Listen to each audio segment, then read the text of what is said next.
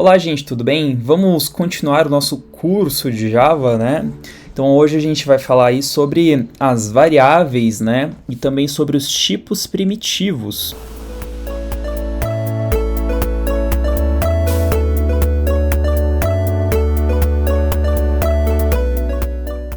Beleza, então falando um pouquinho sobre variáveis, tá? O que são as variáveis, né? Variável nada mais é, então, como se a gente tivesse um espacinho na memória, né? Para a gente guardar um tipo de dado, assim como também um valor desse dado, tá bom? Em Java, ela é declarada especificamente usando o tipo, né? Ou seja, se eu quiser criar uma variável chamada número, eu não posso chegar aqui e falar número igual a 10. Porque se você for ver, ele falou assim, ó, não pode ser convertido a uma variável, né? Por quê? Eu não tenho algum tipo. Mesmo definindo o nome para essa variável e passando um valor de 10, o Java ele não consegue saber que essa variável aqui é para guardar um número, apesar de que números é um espacinho na memória, tá? Por isso que a gente tem que definir o tipo. Eu teria que colocar, por exemplo, int, que é o de inteiro, tá bom? Eu já vou passar para vocês os tipos que nós temos, tá? Não se atente muito a isso agora. Então vamos lá. Só para a gente ver isso aqui saindo na tela, eu vou dar um systemout.println, tá? Do tipo objeto, passando número. Não necessariamente eu tenho que escolher qual que é o tipo ali, tá? Eu posso escolher qualquer um, por exemplo, um system.out.println de string, né? No caso eu escolhi print aqui, mas eu posso escolher tipo de string, apagar aquilo ali e escrever número. Então aquilo ali é só uma forma da gente ter um acesso mais rápido ao tipo de system que nós queremos, né? Então aquilo ali nada mais é do que uma forma da gente ter mais rápido o tipo de system out que nós queremos, tá bom? Chegando aqui agora, eu vou clicar aqui perto desse maisinho de novo, tá? Run Java aqui para rodar nosso programa. Então veja que a variável, né, inteira, de inteiro, de número inteiro que eu passei de número com atribuição de valor de 10, agora ela está sendo passada como parâmetro, tá? Aqui para o nosso system out e o valor ele é impresso aqui para a gente, tá? Se eu mudar então isso aqui para 15, né, salvar e rodar de novo, tá lá o valor 15. Se eu mudar para 20, salvar, rodar, vai estar o valor 20, né? O número aqui ele sempre vai variar essa variável, tá? Por isso que a gente chama isso de variável, que ele nunca é uma constante, ele nunca vai ser o mesmo, tá bom? Beleza, então basicamente isso é uma variável, tá? Eu não vou me aprofundar muito no assunto de variável, eu acho que a gente precisa entender um pouquinho sobre os métodos, sobre outras coisas para a gente conseguir entender sobre as instâncias das variáveis, né? Acho que não ficaria legal colocar isso agora, mas daria pra gente falar dos tipos de variáveis, tá? Eu vou dar um corte aqui para escrever na tela os tipos que nós temos, daí eu já volto. Eu já trouxe a colinha aqui pra gente, tá? Então vocês podem ver aqui que nós temos 8 tipos de dados primitivos em Java, que eles são divididos em 4 categorias, tá? Então a primeira categoria que nós temos, que é essas primeiras 4 aqui, são as categorias do tipo inteiro, tá? A segunda que nós temos aqui, então, é de pontos flutuantes. A terceira que está aqui é a de boolean, valores booleanos. E a quarta é de char, que nada mais é do que esse Unicode. A gente já vai falar sobre ele aí. O que muda de cada um deles, né? Em seus grupos, no caso aqui, se você for ver, nós temos 4 tipos, tá? Desde byte até long ali.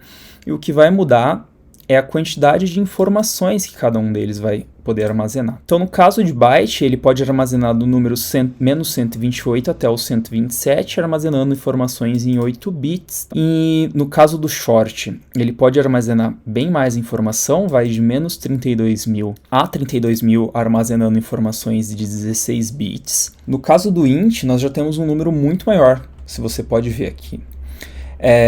Ele armazena informações de 32 bits e o long um número muito gigantesco, que armazena informações de 64 bits. Tá? Então vamos lá, eu vou mostrar para vocês aqui como que ficaria, né, isso daqui para a gente dar uma olhada.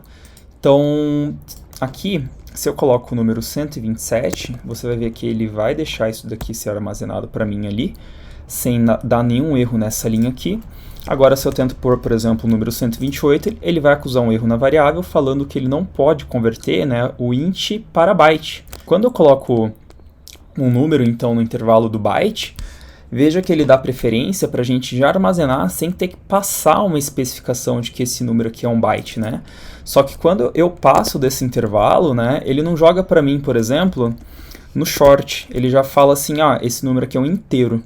Isso daqui a gente vai ver ali logo para baixo, como que a gente vai fazer, né, para identificar alguns tipos de variáveis que a gente tem que identificar que ela é, por exemplo, um long e assim por diante, tá? Então aqui nós temos o short, tá?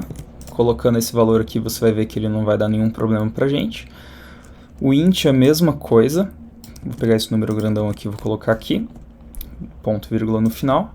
Mesma coisa, se eu tentar subir, ele vai falar que o número é muito grande para ser armazenado, não está no range. Eu teria que, por exemplo, guardar esse número, né? No caso, esse número aqui, num long, tá? Só que daí você vê que quando eu coloco isso daqui, ele vai dar um erro. Por quê? Por padrão, quando a gente coloca um número aqui, ele sempre vai ser lido como inteiro. Então eu tenho que identificar para o Java que isso daqui é um long. Simplesmente chegando aqui e colocando um L grande no final, ele fala, ó, esse número aqui é uma entrada do tipo long. E nós já temos aqui sem problema nenhum, né, nossas variáveis, cada um com o seu tipo de dado, armazenando um valor aqui específico para ela. Nós temos também, então, de flutuantes, ou seja, o número 10.2 é o de número flutuante. E você vê que ele já dá um erro aqui também, assim como foi no long, tá? Se eu parar o mouse em cima aqui, você vai ver que ele fala, eu não posso converter o double para float.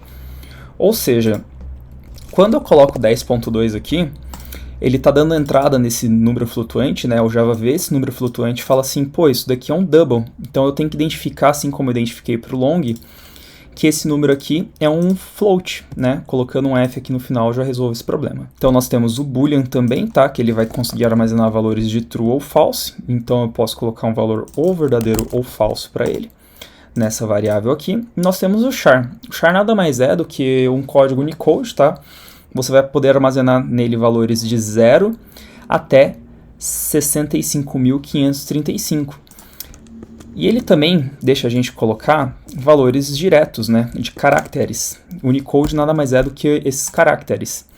Ou seja, se eu passar o A para ele aqui e der um systemout.println, né, e passar o char c, e printar isso daqui, só vou dar um clear aqui, printar de novo, você vai ver que ele vai estar a letra A lá. Assim como também, se eu pegar e passar o número 65 para ele igual vai dar o A para mim. Se você abrir aqui, você vai ver uma tabela, por exemplo, ASCII, tá, que trabalha com código Unicode também. E se você chegar aqui embaixo e procurar, por exemplo, o número 65, que é aquele código que eu coloquei, você vai ver que ele é exatamente, né, a letra A. Então ele armazena valores ali do 0 até 65.000. Eu vou inclusive testar com vocês aqui o que seria o 65.355. Vamos dar um play. E ele dá um código para a gente não existente. Então, não exatamente quando eu coloco, né, um número aqui nesse tipo char, ele vai estar armazenando para mim um número. Ele não é do tipo inteiro, né, que vai armazenar número. Ele armazena algo que estaria nessa tabela do Unicode aqui. Então, você teria que pegar uma tabela completa, né, essa daqui não está completa, para poder ver cada um dos caracteres, tá bom? Daí você me pergunta assim, tá, Vitor, mas como que eu armazenaria uma palavra, então, né? Eu teria que colocar letra por letra, como que aconteceria isso daí, né? Pra gente escrever uma sentença inteira ali, como que ficaria? Não precisa. Para isso que nós temos, então, tá? Uma classe chamada string, que nada mais é do que uma classe que vai trazer pra gente métodos, tá? Pra gente trabalhar com palavras, né? Com frases e coisas do gênero. Então eu poderia, por exemplo, definir um do tipo string, que seria uma palavra, né? E colocar aqui, por exemplo, o meu nome, Victor Martins. Colocar um ponto vírgula no final. Veja que diferente aqui do ASCII, tá? Que eu passei com as aspas simples, aqui eu passo com aspas duplas. Se eu tentar colocar aspas simples aqui, ele vai dar um erro para mim. Assim como também se eu tentar chegar aqui no nosso ASCII, no nosso char, né, que só pega o Unicode e tentar aspas duplas, ele vai dar um erro para mim.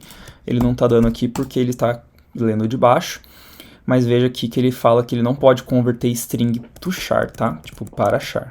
Então vamos voltar do jeito que estava aqui. Agora eu vou passar, né, o palavra, não palavra, aqui no nosso parâmetro e vou imprimir esse valor aqui. Tá lá, Victor Martins. Então, palavras, por ele ser uma classe, né, ele traz pra gente métodos, ou seja, se eu digitar palavras e colocar um ponto aqui, ele vai abrir para mim uma lista de coisas que ele tem dentro dessa classe, tá? No caso, seriam métodos aqui, esses quadradinhos aqui, eles significam métodos. Como, por exemplo, né, daria pra gente usar o toUpperCase, né, toUpperCase. No caso aqui, eu vou colocar de novo a variável palavra recebendo esse novo valor aqui, que seria um toUpperCase, e vou dar um play aqui. Tá lá, letras todas maiúsculas. Também poderia pegar e definir de novo isso daqui para lowercase. Então, toLowerCase, né? Vamos agora salvar. Vamos rodar o programa de novo e tá lá, tudo minúsculo. Então ele traz pra gente umas séries, né? Por exemplo, vou mostrar mais um para vocês, que é a palavra .length, ou seja, quantas letras tem dentro de palavras. No caso aqui, eu vou passar diretamente aqui, tá? Ele vai retornar pra gente ali, só tirar essa vírgula aqui. Quantas letras tem, né, dentro de Victor Martins. Então ele vai contar cada espacinho que nós temos aqui. Ele conta, inclusive, até o espaço que nós temos aqui, tá? Como um caractere, apesar de não ter nada aqui, isso daqui é um caractere, né? Ele existe, ó, consigo selecionar ele. Então nós temos vários tipos de métodos que a gente pode utilizar aí para conseguir ajudar a gente a tratar palavras, né? Isso daqui é uma classe que a gente vai acabar usando bastante, que é o string, tá? Essa char que a gente quase nunca vai nem usar, entre outras aí. Acho que a gente tinha que falar aqui de tipos de variáveis, é isso. Não é tão complicado também, é bem tranquilo de entender aí. E esses valores grandes aqui também não precisa se preocupar de decorar nem nada do gênero. Tipo, essa não é a função. Se você der um Google, assim como eu pausei o vídeo também para ver, você consegue achar esses valores aqui, tá? Mas é bom você saber que existem, né, tipo, tamanhos diferentes para a gente armazenar. É isso que eu tinha para falar então sobre os tipos primitivos, tá? E não se preocupe em decorar cada um desses valores aqui, tipo, dando um Google rapidinho, você já sabe.